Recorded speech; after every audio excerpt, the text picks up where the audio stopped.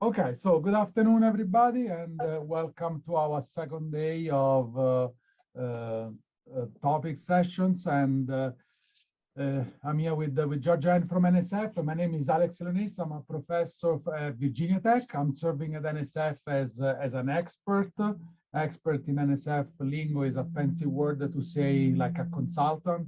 I was a program director at NSF for 2 years, 2014 to 2016 in CBET. And I guess I didn't totally suck because they asked me to come back as an expert recently, and when they needed a little bit of extra help with a couple of programs. And I've been running career review panels for the past 2 years, so I'm pretty fresh from taking care of all of that. And I ran several sessions on how to write career proposals in general. So I think that I can provide you with some good advice and some examples so that and of course answer your questions as they come. Georgianne, you want to introduce yourself quickly? Yes, Georgianne Klutke. I'm the program director in operations engineering, which is also over in CMMI. So Alex kind of can cover both CBET and CMMI programs. So my program is essentially an operations research program in engineering. And yeah, I've been at NSF for almost 6 years now. I was here many years ago as an IPA and now am a permanent NSF staff person. So welcome, and hopefully we can answer all your questions. Okay. I have one question for Alex first, because he's a roboticist. Have you guys figured out how to teach a robot to click that box yet? Which the box that says I'm not a robot. Yeah, no, This is a fundamental problem in robotics, I think. If you click, if you should search on YouTube, there are several videos of people that have designed robots to click. Okay, good. Yes, so it's done. All right, solved. So it's problem solved. I'm sure Okay. that there was an NSF grant to do so. But Okay, good. Absolutely. So again, I don't know if you guys overheard, but the plan is for Georgia and I to give you a little bit of a presentation. I have a few slides to show, and again, I call it presentation, but it can be as interactive as you want. I'm monitoring the chat. I have it here open on my screen, and I will also, if you just want to pop in and ask, unmute yourself and ask a question, feel free to do so. After that, it's going to take about half an hour. After that, we are going to put you in breakout rooms for 10 minutes. And the reason for the breakout rooms is to come up with a limited number of questions, right? Because if everybody, I mean, right now it's like 70 of you. If everybody comes with a question, there is no chance for Georgianne and I to answer them all, right? Instead, if we divide you in 10 rooms and every room comes with a good question or 1 or 2 questions, it's more likely that we're going to be able to answer most of them at least. And then after about 10 minutes in breakout rooms, again, we are all gathered back together here, and we'll go through the Q&A process. Okay, so that's the plan. Any questions before I start? Okay. So let me share my screen, and I have this presentation that I want to show, the slides that I want to show you, and the reason that I selected these slides is because these are the slides that we show. A portion, it's not the entire presentation, but it's a section of the presentation that we give to panelists when we provide them with a pre-briefing for an introduction for the panel to review career proposals. So the slides that I'm about to show to you are the slides that we actually show to panelists to teach them what the expectations are on the different part of the review of career proposals. Okay, so you'll know exactly what they know. And so let me start with just a general statement about the career program. And so you can see those are quotes. So those are taken straight from several official NSF documents. And I highlighted the particular important statement. So you see from the first bullet, the faculty needs to show the potential to serve an academic role model in research and education and to lead advances in the mission of their department. So in this, I selected this because there is already an emphasis on research and education, right? It's not just about research. And if you look at the second bullet, Activity pursued by early career faculty should build a firm foundation for a lifetime of leadership in integrating education and research. So there are several important keywords in this statement. There is the lifetime part, and that is about career awards being not limited just to the 5 years of the award, but also establishing the foundation for a career in the future, which is not really what we're going to talk about today. What we're going to talk about today instead is the second part at the very end of this sentence, where it says integrating education and research. So integration, research, and education is of paramount importance on career proposals. So it is something that is reviewed just as intellectual merit and broader impacts are reviewed, okay? And this is actually my next slide, showing you about career proposal review criteria, right? So there are the two usual merit review criteria that I use for all NSF proposals, which are the intellectual merit and broader impacts. And then there is a third criteria that is integration, research, and education. This is specific exclusively to the career solicitation, okay? So that's very specific. So what that means? It means that when we get panelists into a room, we ask them to rate intellectual merit, strengths and weaknesses, broader impact, strengths and weaknesses, and integration, research, and education, strengths and weaknesses. So it's specifically addressed and specifically discussed. It's not something that says, oh, by the way, we ask panelists to do so. Now, there are the 5 review elements for both intellectual merit and broader impact. This is just to show there are certain questions that needs to be addressed in terms of intellectual merit, in terms of, advancement of knowledge, in terms of benefit to society, in terms of be creative and original, in terms of assessment, qualifications, and access to resources. Now, for the integration and research, usually we look at these 5 questions here, these 5 elements, as they apply to intellectual merit and broader impacts. But for career proposal, some parts of these elements also apply to integration or research and education. It needs to be creative, it needs to be original, you need to have access to resources, and I'll show to you in a second how all of this reflects. So now let's start talking more specifically to integration, research, and education. They all need to be, all career proposal must have this section, as I mentioned. NSF recognizes that there is no one way to do this, right? I mean, it depends from the PI, it depends from the program, it depends from the research, it depends from the proposed activity. There are so many factors that go into it that would be unreasonable from NSF to come to you and tell you, oh, you need to include a portion about K-12. Oh, you need to include a portion about this or that. So how you implement research, integration, research, and education is totally up to you. There are no expectations. So Georgia and I last time got a lot of questions. Says, do I need to have K-12? No, you don't need to have K-12. If you want K-12, you can have K-12, but you don't need to have K-12. So there is no single approach, but encourages all applicants to think creatively. Okay, so I really want that activity. I really want that integration, research, and education that when I see it, I'm going to say, wow, that's such a good idea. I didn't think of that. I love for the PI to do that, right? And I'll give you an example of, an activity that I said, wow, that's such a great idea, that I came across a few years ago.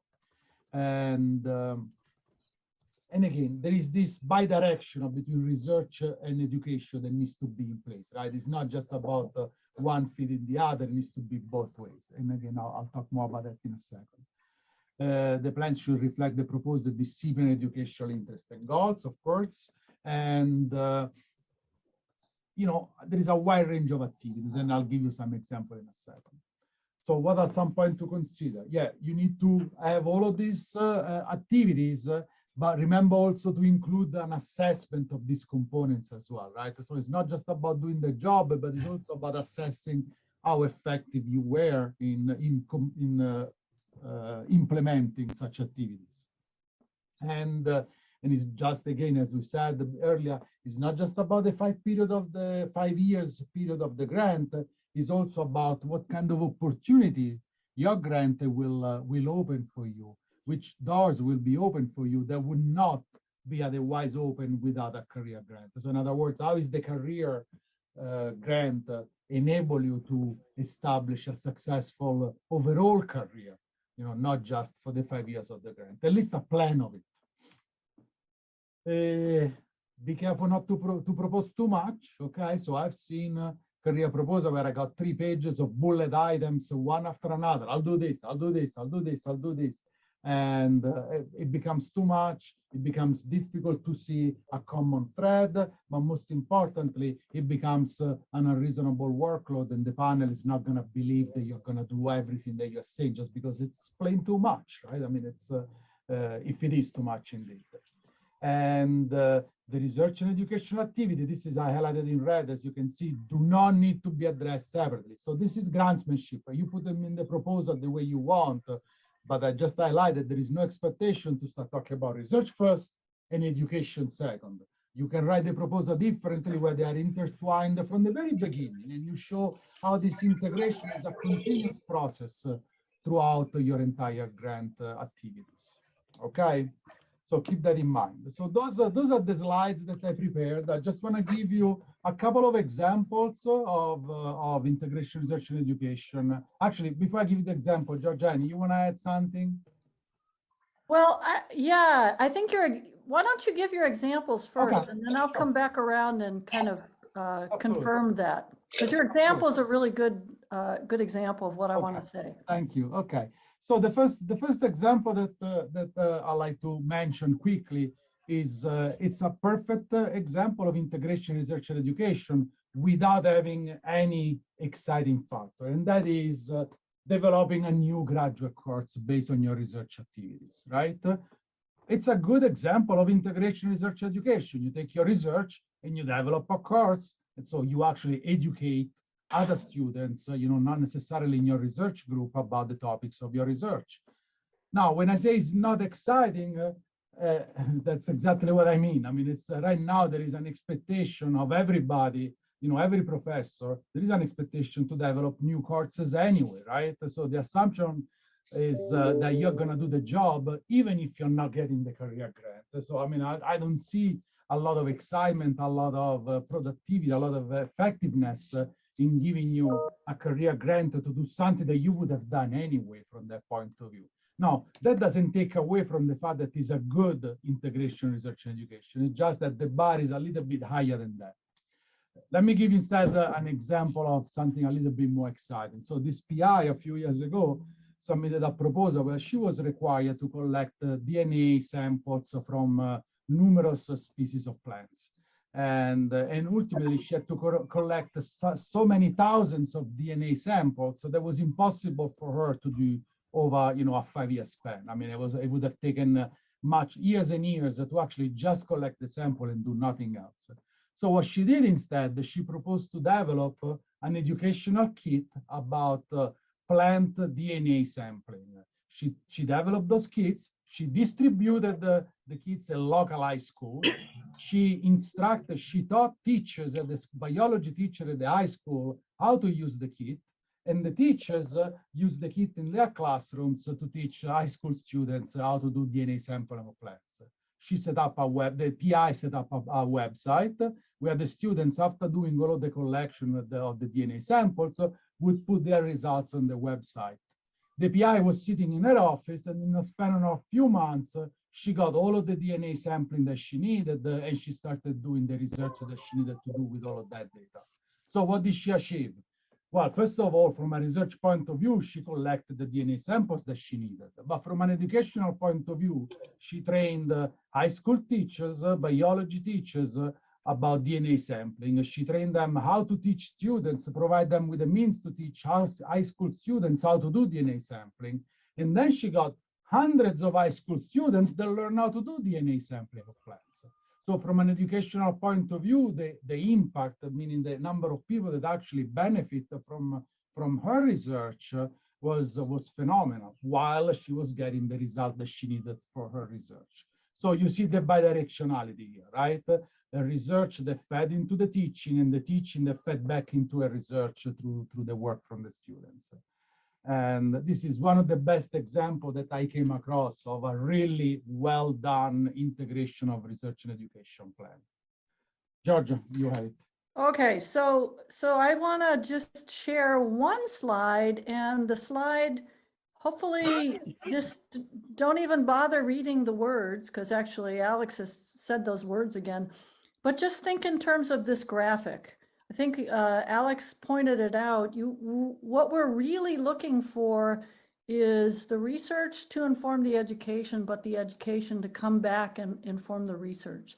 So if you can think of one thing and keep one image in mind for integration of research and education, I think this graphic really says what we want to say there. Now, a couple of other things I want to highlight.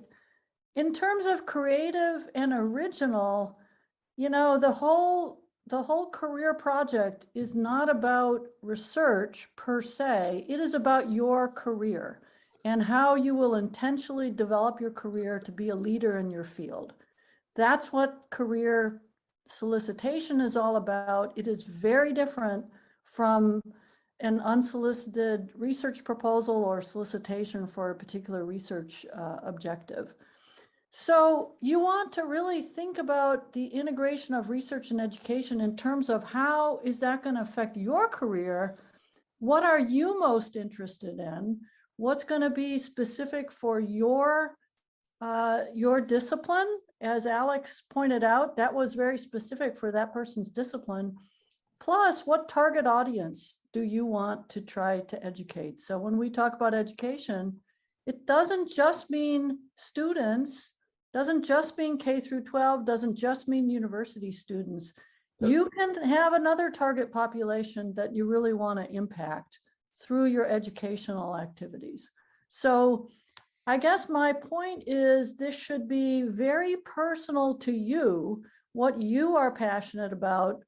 And generally speaking, if you convey what you are passionate about to the reviewers, they'll pick up on that.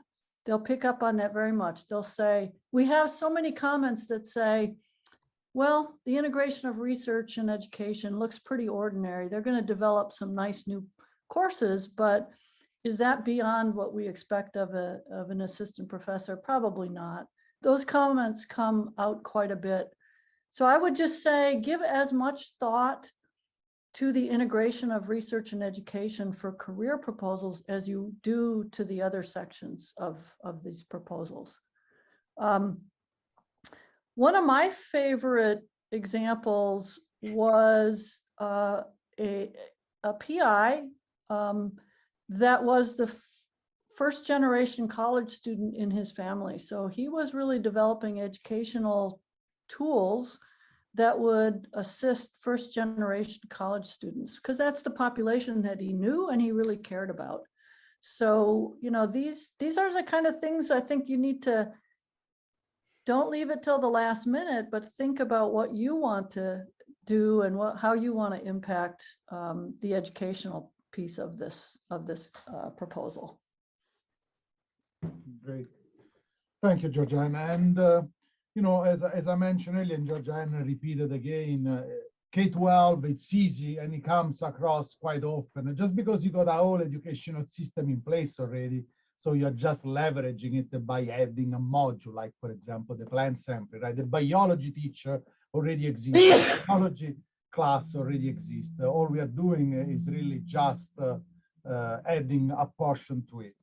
Other examples of population that you can target, of course, there are summer camps, and that which brings also the idea of leveraging existing infrastructure at your university, right? I mean, there is an office here at Virginia Tech that is focusing almost exclusively on organizing summer camps for different populations. So where sometimes, you know, for our integration research and education, or sometimes for broader impacts, it depends from the proposal you're writing, we just go to this office and say, hey, I'm doing this kind of work, can I add a module to your summer camp?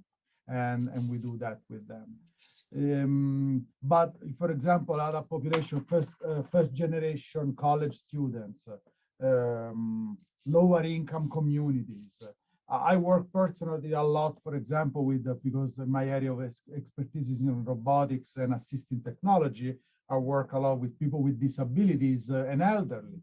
And for example, I do a lot of outreach with elderly to just teach them the technology is not such a scary thing that they never gonna learn how to use, and it's gonna isolate them in a world without any human contact anymore, where all of the interactions are with robots. I mean, we could smile about it, but I can tell you that many of them refuse any technology, any robotics, or even just an Alexa, but to tell you, a silly example, because they just want to have contact with real human, not with a machine, and they're afraid. Says, oh, if you give me Alexa, my family is never going to come and visit me again. So those are things, in terms of outreach, in terms of integration, research, and education. Those are population that you can think about targeting. I had a proposal that was working with teaching math to jailmates. They were going to local jails and they were doing like math mentoring, to the local jails. So I mean, there are so many other populations that go beyond the K-12 that you can use for integration, research, and education. And we should say a few things too about assessment, right? yeah, yeah. Go ahead. You want to talk about it, Jordan? Well, I just wanted to make sure that we Sure. hit on that before we break off. But assessment is very important on these activities. Obviously, it's important in terms of validating your research contributions, but it's very important in terms of deciding whether the activities that you're actually taking on in this are effective in the educational space too. Now, a lot of us engineers are not experts on that kind of assessment. So again, if you have resources at your university that are familiar with those kind of assessment, many universities do, those are things that you can leverage. But it's very important because it says it in the solicitation too. You got to think in terms of assessment of what you're proposing to do. Not just I'm going to go off and do it because I know it's a good thing to do. Really, how effective has it been? What are your objectives in this educational activities? And how effectively did you meet those objectives? So that's an important aspect to think about as well. Yeah. Thank you, Georgiana. Don't be afraid to spend, a few dollars on assessment by hiring professionals. So, I mean, it's money well spent. Assessment not properly is very time consuming, and, you're all busy doing your own research, advising your students, teaching your classes. You're not looking for an additional task to add to your to-do list. And then at the same time, to the panel, it adds credibility if you're actually willing to pay somebody to do it. And then again, like Georgiana said, that could be the Office of Assessment that you have at your local university, or it could be a professional, a consulting company specialized in assessing research programs. So, I mean, there are many out there that you can reach out to and get a quote. The other nice part about hiring somebody to do your assessment is that you can explain to them what you need, and they're gonna write pretty much like a proposal to you on how they're going to perform, like a statement of work, if you wish, on how they're going to do the work. And you can take that and you can include in your proposal. So in other words, you got somebody writing the whole assessment section of your proposal for you. Of course, you can edit it, you can adjust it to fit your general flow of the proposal, but ultimately the core of it has been written for you by somebody who really knows what assessment is and can speak for that. And Marie, I see that you unmuted, so you want to say something. I know you want to say something.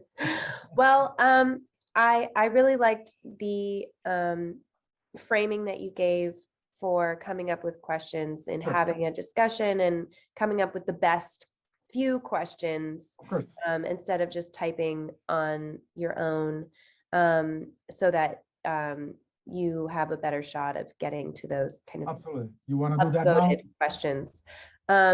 So we've gone a little bit over time, so we won't go for the full 10 minutes, but I do have the breakouts ready. So please go and have a conversation if you're comfortable, coming on screen and unmuting and having a conversation about what questions you really would like to see asked, and then capture them. I put the link to this session's questions will be in teal. The presenters will be watching while you capture. and then we'll come back and do the Q&A. And really, we're expecting 1 or 2 questions max from each breakout room, okay, that you can put on the sticky notes. All right, sending now.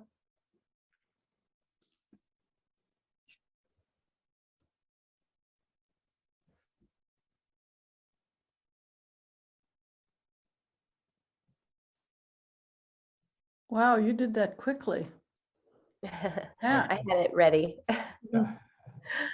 So, Marie, was from 1:15 to 2:15. 2:15. A full hour, right? Okay. Hi, Fatima. Hi, I'm sorry, I joined a little bit late, so Okay, so I don't have you assigned. I'll send you right now. okay. Okay. Okay. Yeah, I think 5-6 minutes probably will be That fine. should be plenty. Yeah. Most of these questions that they come up with are there's a lot of overlap between the different groups anyway. All right. Well, I will, I'll bring them back probably like 1:46. Fine. They left kind of in between 1:40 and 1:41. I'm gonna.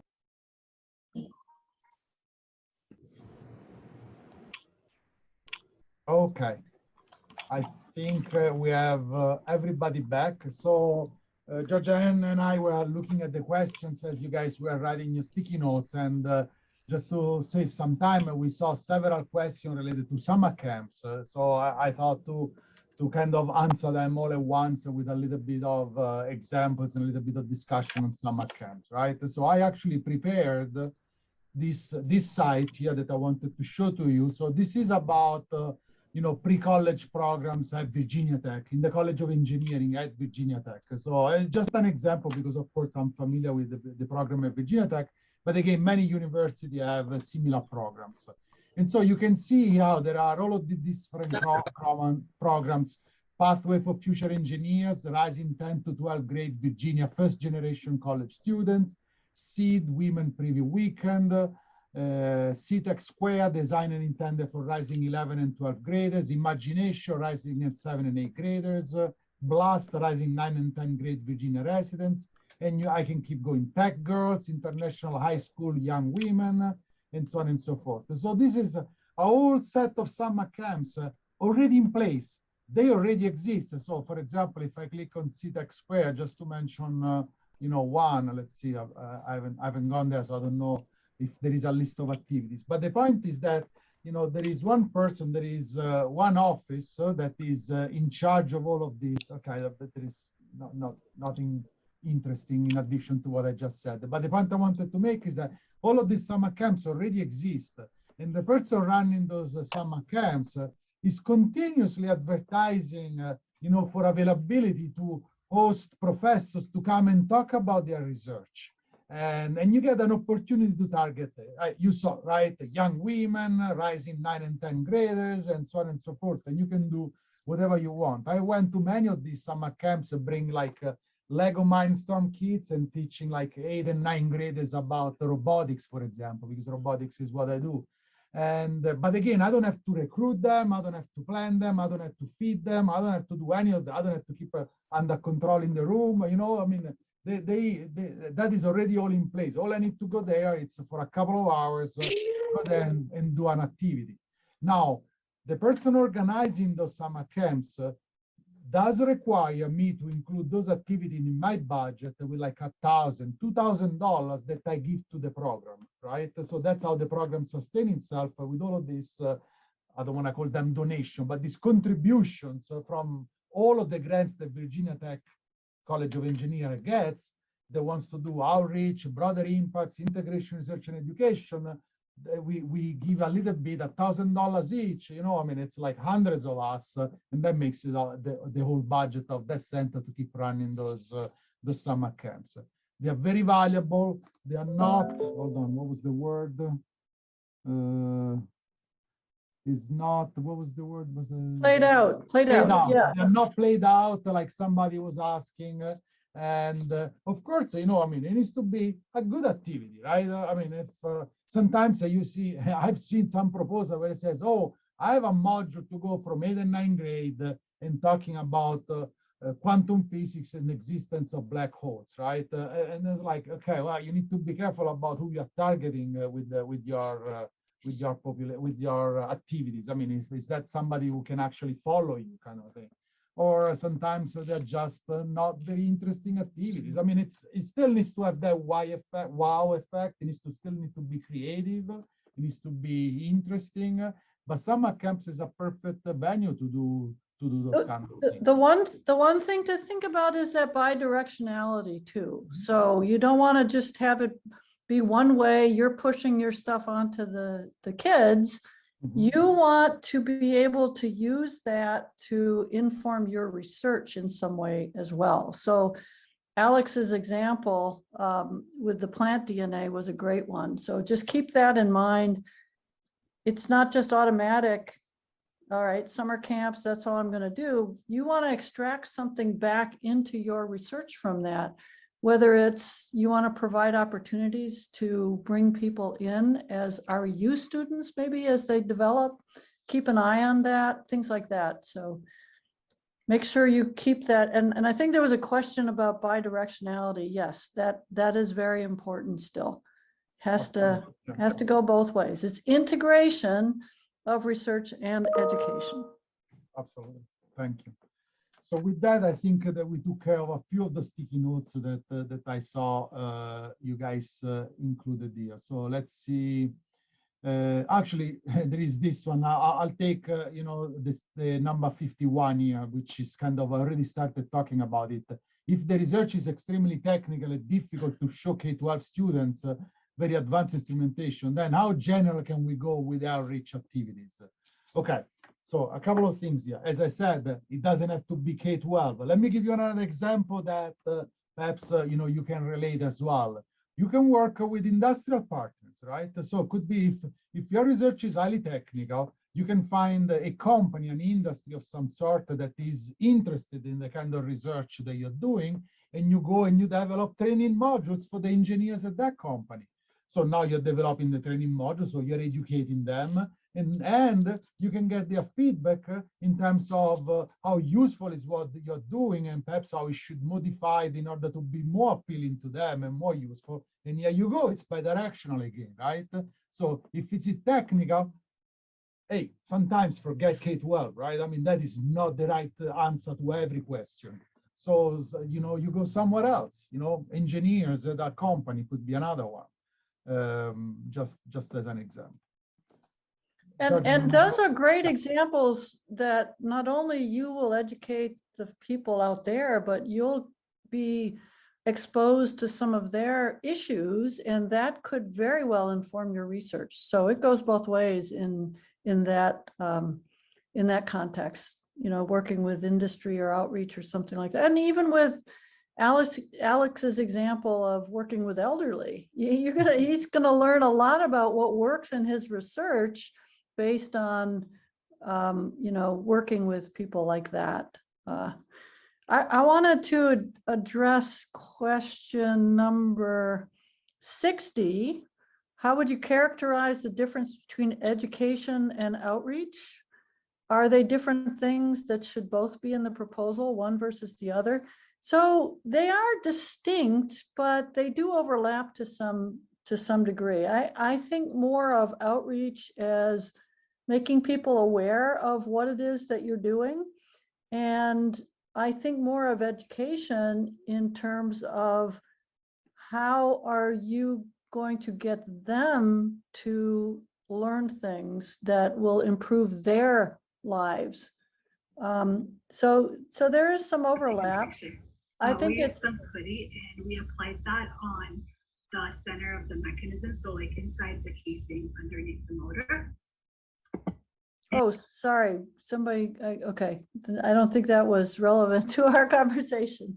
Anyway, so yeah, we are talking about educational activities, but they could serve as outreach activities as well. So I think of outreach more as the one way. Education is you're providing stuff to, to get them to achieve a little bit more understand a little bit more, gain new knowledge. That's more on the educational side, I would say. Thank you, Georgianne. So let me give you a little bit of NSF 101 here. So I'm talking about question number 57. Why is integration of research and education not listed in the review criteria? So let me explain the difference between solicited and unsolicited, if you guys don't know this. So NSF has every program, most of the program at NSF accept proposals. Let's talk about engineering, since this is about engineering today anyway. So in the engineering directorate, all programs accept unsolicited proposal throughout the whole year around. So at any time you wake up one morning, you write 15 pages proposal, slap a budget in top of it, and you submit it to NSF. And you can do that at any time throughout the year. Now, those proposals need to fulfill the guideline of our proposal guide that is called the PAPPG, right? So if you go and look at the PAPPG, there are all of the guidelines on how proposals should be written. And in those proposals, we call them unsolicited because we are not asking you to submit a proposal. As I said, that you wake up one morning and I say, hey, I want to write a proposal. You write it and you send it. We are not asking you to do it. And for those unsolicited proposals, the merit criteria are those intellectual merit and broader impact in the way that we discussed before. Then there are solicitations. Solicitations, they go in a different path. Those are program directors, one or more, that get together and say, you know what, I'm really interested in robotics for assistive technology. Let me ask for specific proposals on robotics in assistive technology. And I want to write a solicitation describing the PIs, exactly what I'm looking for. So that is a solicitation. Within the solicitation, it's up to the program director to add as many review criteria as they want. Okay, so there is always the intellectual merit and the broader impact because those trump everything else. But then there can be more things. I can ask, for example, hey, you need to target people with disabilities, otherwise I'm not gonna even look at it. I mean, you can do anything you want within limits, within a solicitation from NSF. Now, career grants are solicited. You are responding to a solicitation. There is a solicitation that asks you to write proposals on your career development and so on and so forth. And within that solicitation, one of the requirements for review is that you need to address integration of research and education. Unsolicited proposals don't have to do that. But career proposals, because they are solicited, they need to do that. NRI, National Robotic Initiative, is another example of solicited. EFRI is another solicitation. And, I mean, there are a few that I can think of that actually there is a proposal. I'm sorry. I'm in a meeting, Joe. Somebody will say something? Okay. Is that okay, Georgianne? Did I say anything wrong? Yes. And I want to give a little more context too. Sure. Even though the two standard merit proposals that you're very familiar with are intellectual merit and broader impacts, NSF has goals, and this is on the NSF website. Two of the goals that NSF really wants to achieve, although they are not official review criteria in all projects, but the two goals are integration of research and education and broadening participation in engineering. Mm-hmm. So no matter what you do, those are kind of overarching goals that NSF feels they need to be contributing towards. So it's always good to put both of those things in your proposals. Now, it just so happens, because it's so fundamental to career, that it is an explicit review criteria in career. But those two goals, I think, are not specific review criteria, but they are always looked very favorably on NSF proposals. You want to take one, Georgianne? Yeah. Let me get back over to that. How much effort is expected for education activities? Can we include budget for educational activities in the proposal? Absolutely. And how much effort means the reviewers are going to, again, use the criteria. Is this creative? Is it original? Is it potentially transformative? And so how much effort are you going to put on your research? How much effort are you going to put on, all of these things really come into play. You should think of the 3 criteria as being essentially equally important. So I would basically suggest putting, equal effort in the education piece as you do in the research piece. Why not? And yes, you may put budget in there for the educational activities. Reviewers will question you if you don't put budget for the educational activities. Oh, I'm going to do that in my spare time. So number 1, you remember you have a department letter. You want to talk to your department head and let them know what the educational activities that you're proposing are, so that they can say, yes, that works well with this department. We support that. So then you can say, okay, and I'm putting in my budget time so that I can spend on those educational activities as well. So, those are all absolutely relevant things to do with the career proposals.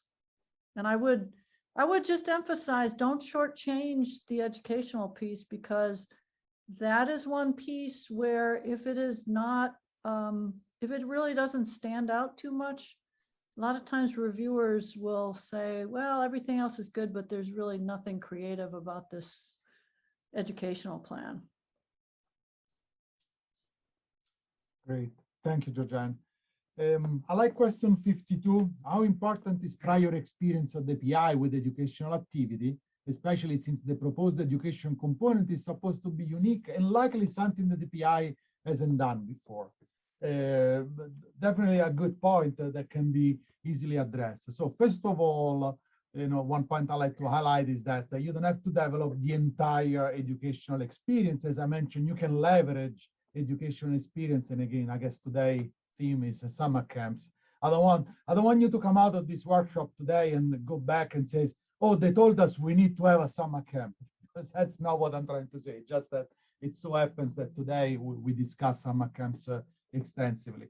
But the point is that, that is an example where you have the whole camp already planned and you go just there and provide with a module, right, with one component. So you don't have to be an expert about everything, just, prepare your activities for the specific module.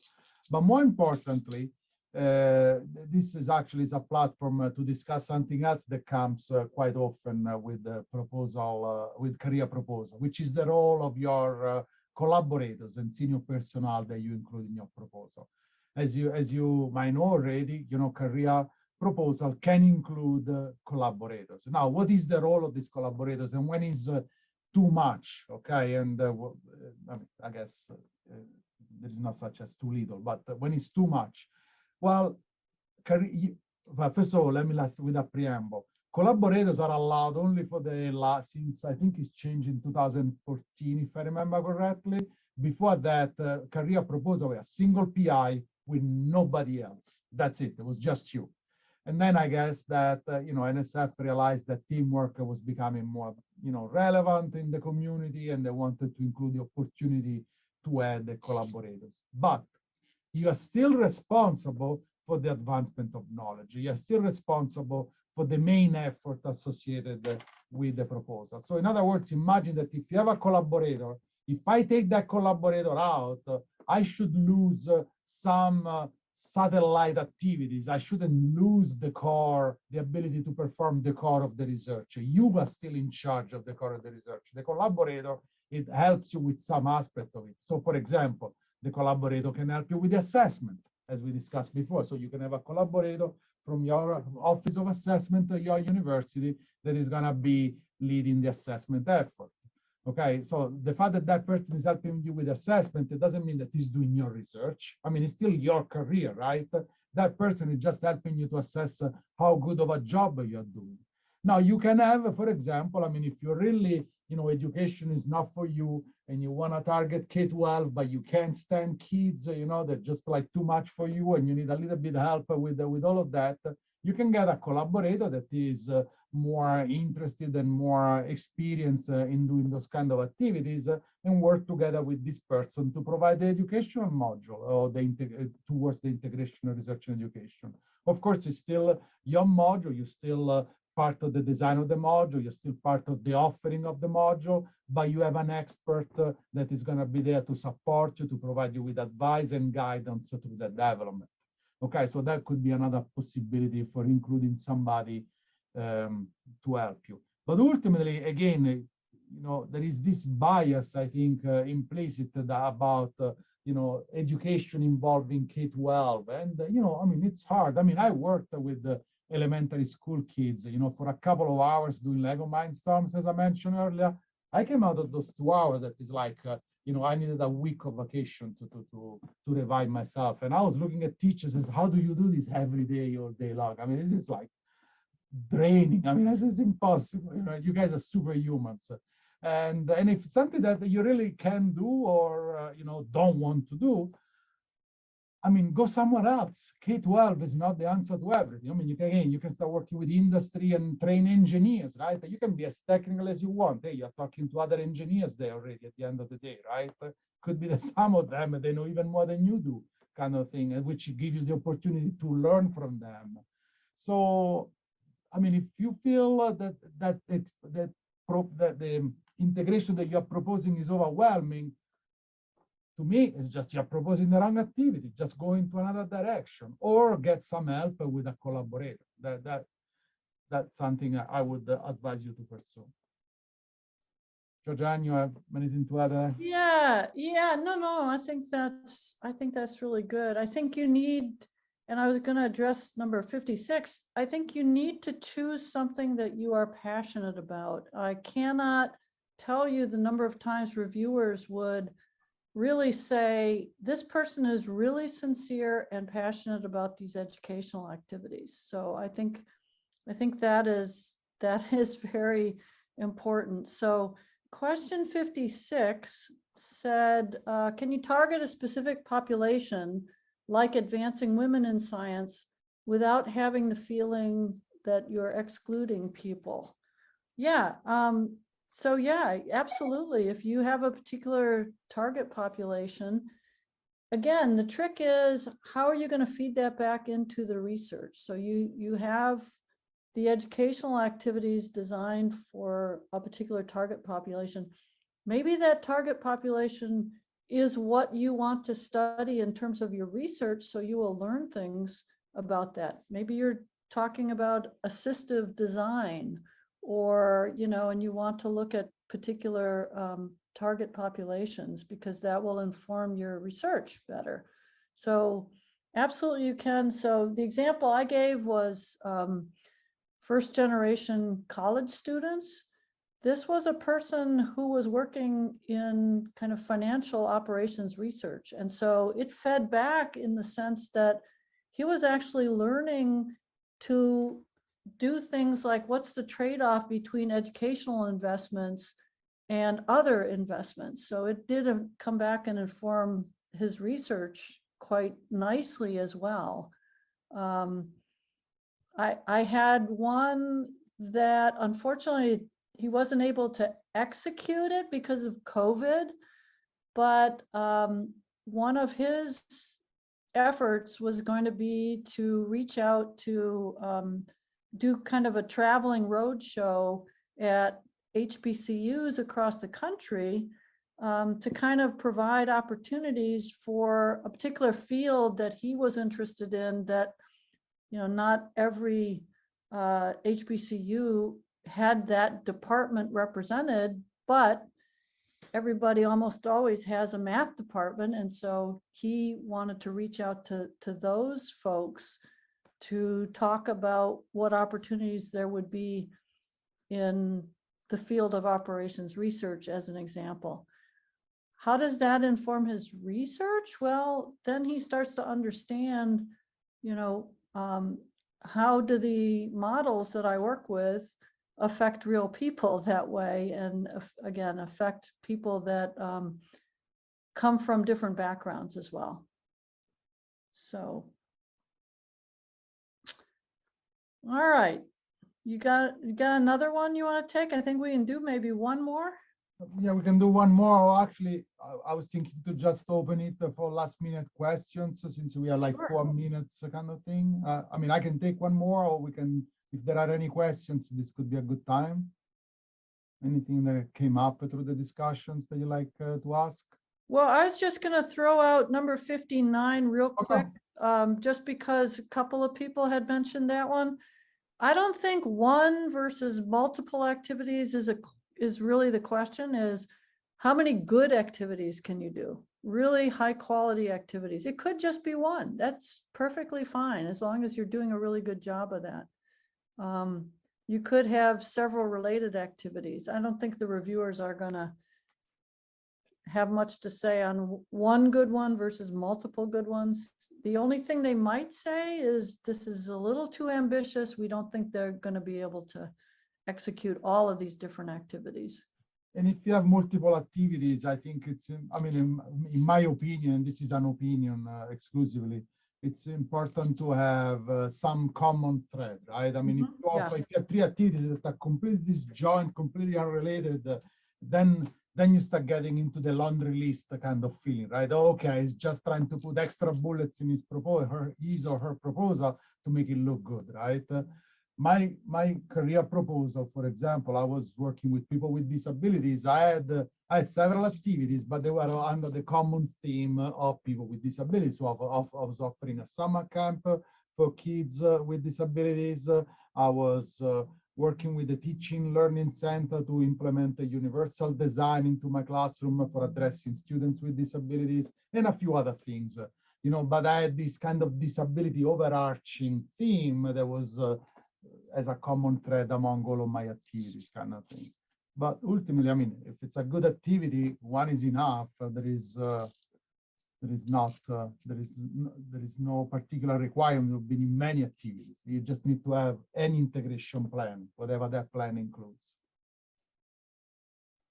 Okay, well, with that, I think one last question, one last opportunity for a quick question. Otherwise, I don't think we have time to pick up another sticky notes. And I think that we covered most of them anyway, so that worked out pretty good.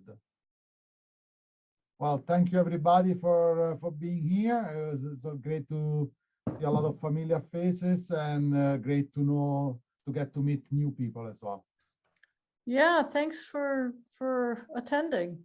Good luck to everybody.